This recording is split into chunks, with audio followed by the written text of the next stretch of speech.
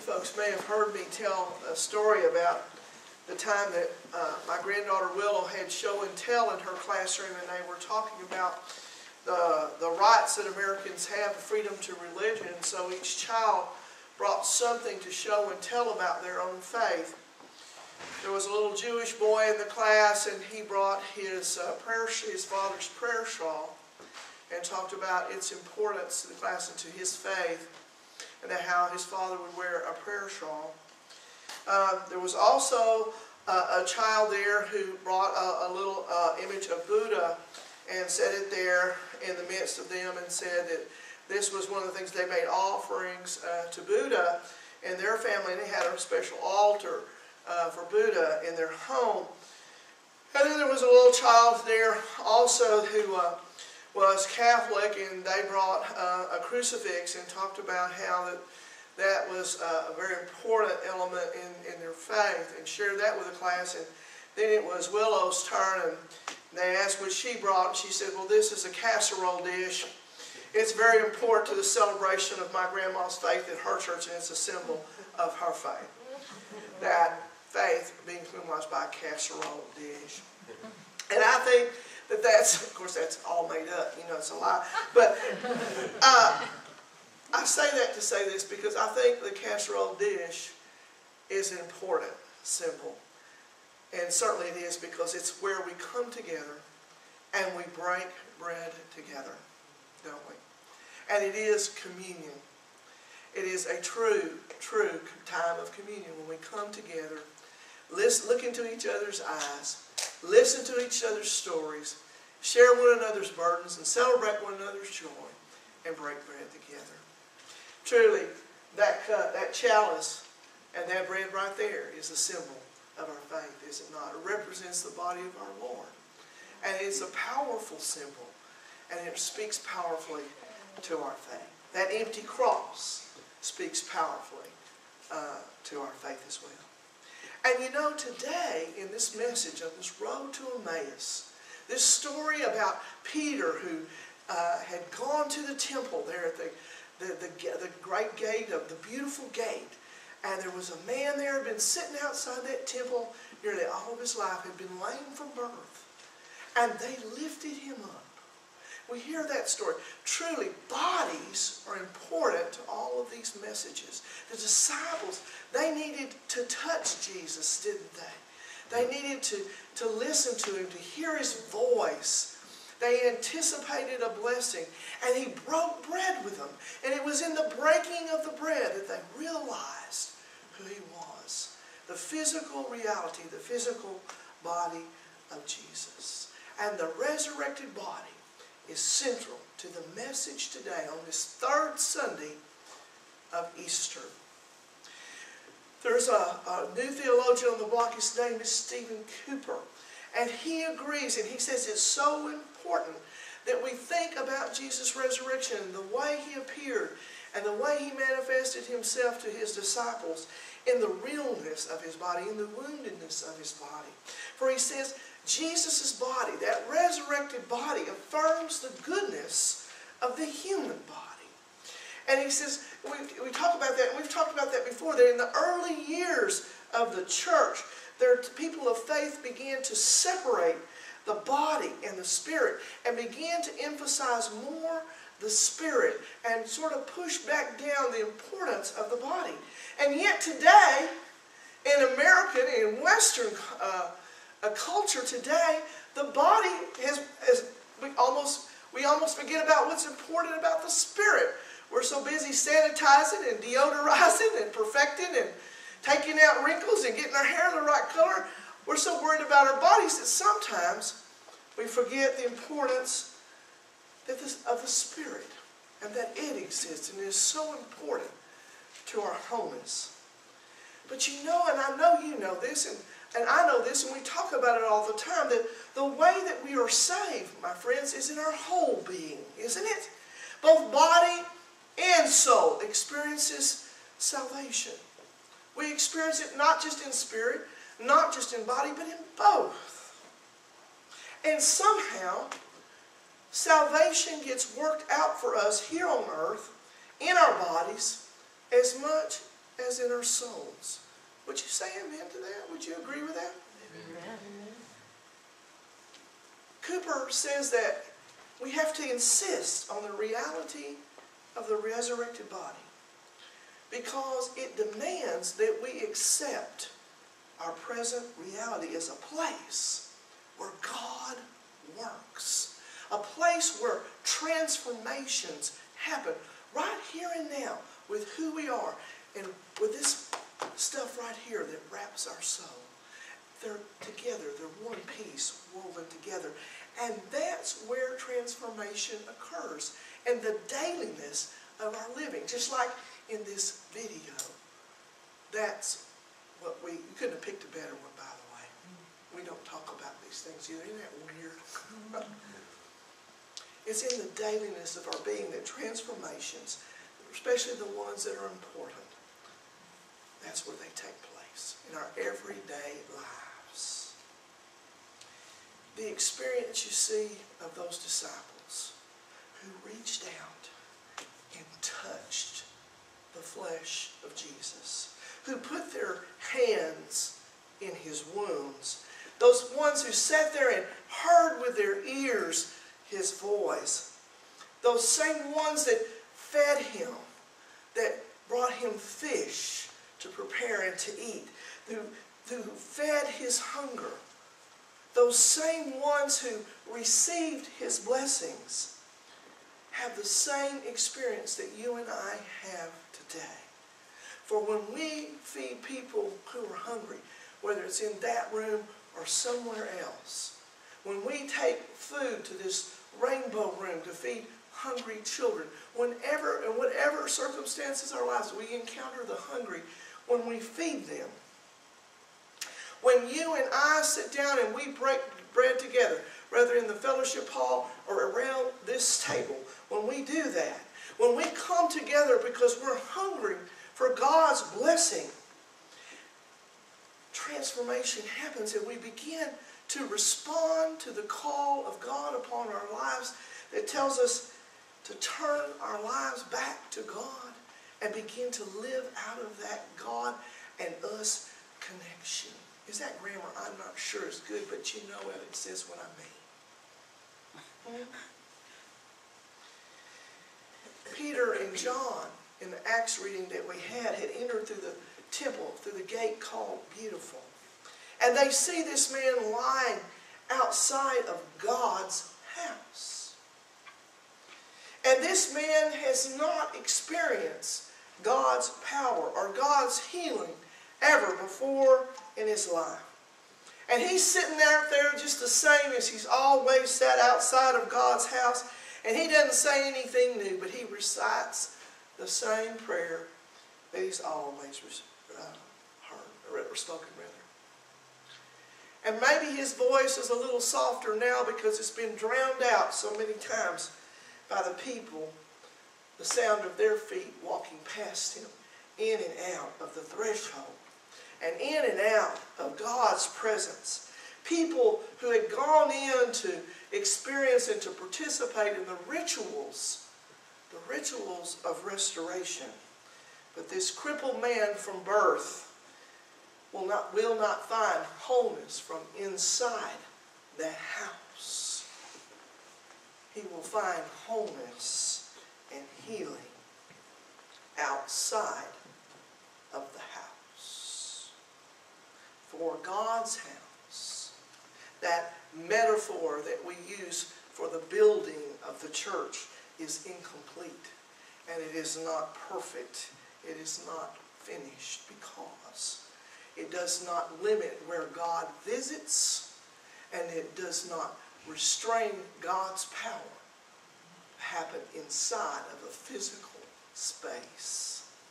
It's not a boundary, and it's not a barrier for God's power.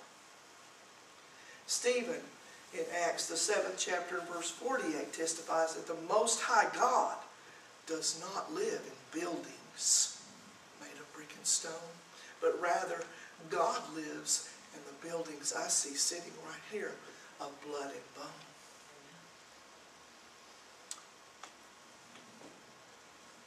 And Peter talks to the people. They're listening. They're staring at him, looking at him, because, you know, they understood about gods and goddesses and how they came to earth and manifested themselves as human beings. And they had all that in their mythology, you see. And so they're staring at Peter and John thinking, you're one of them. Peter explains that God's anointed would suffer. And he uses the word pais, this servant named Jesus. God raised up from all the other servants, even King David, who still dust in his grave. And he said, but this child is by nature not the author of life, but rather the recipient of life from God's self. God gave Jesus life, and that's what makes Jesus the author, you see, of life. And because God raised Jesus, God has begun to author a new story. And if God could do that through Jesus, then God can rewrite our stories too. And can re-author and revise and reflect and change our story too. And Peter says to them, through the name of Jesus whom God raised up, Peter and Paul then was able to raise up this lame man, giving him a new story, a new once upon a time, if you will. And they go on to explain that the one whose life had been swapped for a murderer, that God determined the one whose life had been exchanged for a murderer was just and holy. And in doing that, God reversed the actions of human beings. The life that they took, Peter is saying, was the life that God raised. If God can repeal death, you see, then surely God could reverse a man's birth defect. And he talks of these great reversals, and he tells them, he says, to which all of these reversals that God has created, the apostles have been witness to. And their witness is not just about words, you see, because their testimony that they're sharing with those people around that gate is all wrapped up in a human being whose flesh was once lame, but is now not. And so the story that they tell becomes real and something that they can reach out and touch and see for themselves. You see, they are actually lifting up people. And though I'm not going to encourage anybody, because you know the famous remark that they said to the man, do you remember what it was? Silver and gold have we none, but such that we have we give to you. And they take the man by the hand and they lift him up. Sometimes we don't have silver and gold, but we can always have some words of encouragement. And we can always take people by the hand and lift them up somehow. Right? But I'm not going to discourage you from sharing your silver and gold either. But we do need to seize the opportunity sometimes to just stop and to gaze into people's eyes and to share human touch. And who knows? It's in God's hands, and we know that God has the power to restore. God has the ability to reverse and to change things and to make for people a new story, a new once upon a time. During the Protestant Reformation, John Fox of England, he was impressed with the stories of early Christians and the power of their witnesses and their witness of the story of Christ and the witness of their lives, the power within their own lives. And he wrote their stories down in a book called Fox's Book of Martyrs. One story tells about a leader whose name was Lawrence. And he was pastor of a church community. And as part of his role in the church community was to gather offerings for the poor and then distribute those offerings. And that was the very event, that distribution to the poor, that almost cost him his life. For there, you see, there were a band of thieves in the community. And they found out when Lawrence received the offerings and when he would go out. And so one night, as he was out taking a stroll, they grabbed him and they demanded his money. And he told them that he didn't have it, that he had already given the money to the poor. Well, they didn't believe him. And they said, I tell you what, we're going to give you a chance. We want you to, in 3 days, we're going to come back to you and we're going to expect you to have all that money, that coffer full of gold. We're going to expect you to have it. And we're going to take from you, he said, the treasures of the church. And 3 days later, they did come. But Lawrence this time was not alone. You see, the house that he lived in became filled with a congregation, every member of his little church. And then the thieves came in and said, didn't matter, brandished their weapons and said it didn't matter. He said they demanded that they give them the treasures of the church. And Lawrence smiled and opened wide his arms. And he gestured to all of those people sitting and standing up against the walls. And he said, here are the treasures of the church. Here's the treasure through whom God shines his light on all the world. And that's the message of our readings today. Peter is a witness to first century Jerusalem. And through his witness, he offers others the opportunity to become witnesses. And John, in the first, which was part of the lection, but we didn't read it, talks about how we are all children of God. And how, by our very image of the way we comport ourselves in the world, we become the image of God into the world of others. People look at us and see what God is like. That can be scary, couldn't it? And Jesus, in his final words to his disciples, commissions them to be witnesses. He says, without your testimony, it's not going to happen. You are the witnesses. You go tell the story of the power of resurrection. You are my witnesses. You go. And I've got to tell you, without their testimony, you and I, we wouldn't be sitting here in this place today, would we? If they had not done it. There's another story, and I'm going to wind up with this one. Shortest sermon ever, I think, I'm not sure. There's an ancient legend told by Christians who at the time of the height of Christian persecution were living in the catacombs, the graves, the literal graveyards underground in Rome.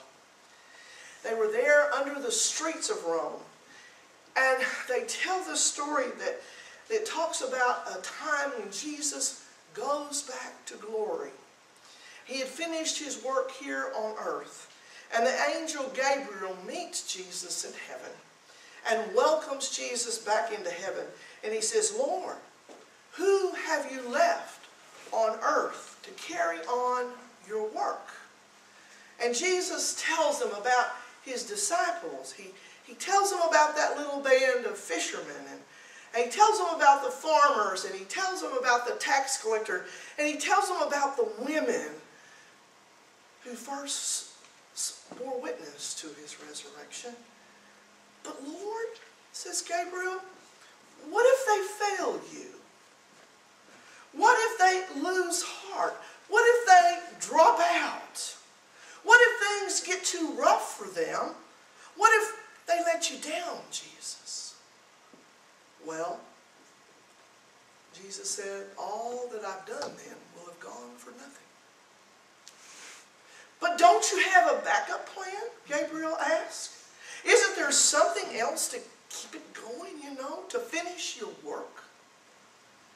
No, Jesus said, there is no backup plan. The church is it. There's nothing else. Nothing else, says Gabriel. But what if they fail? And the early Christians, those folks hiding in the dark and the dank of the catacomb, knew Jesus' answer.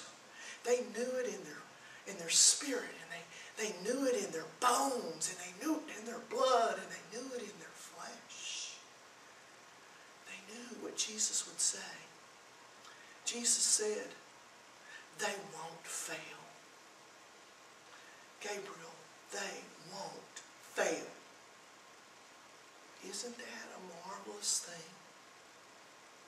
Isn't that wonderful to hear? Here are the Christians of Rome. They've dug into the earth like gophers. They've tunneled out of sight because of the terrors of Nero above their heads. They are nothing in that world. Nothing in that social location. They are poor. They are despised. They are insignificant. Yet they know in their very being the promise of Jesus. You won't fail. You are my people, and you won't fail. Tony Campolo tells about a friend who was walking through the Midway one time at a county fair when he met a tiny little girl, and she was carrying a great big fluff of cotton candy on a stick. And that cotton candy was almost as big as she would. In fact, if a big puff of wind had come, they'd probably both taken off. And he said to her, how can a little girl like you eat all that cotton candy? And well, she said to him, I'm really much bigger on the inside than I am on the outside, she said. And that's what Jesus is saying to you and I today. You see, you are witnesses, he said, of these things. On the outside, it might seem like that your life is not that important, or maybe that it doesn't seem like it's that much of anything. Maybe it seems a little small to you. But on the inside, you see, on the inside, you are just as big as the kingdom itself. And the power and the glory of your God, you're big enough to hold that. You can and you will make a difference. And you already are. You are God's witnesses. May it be so. May you proclaim it with joy and be happy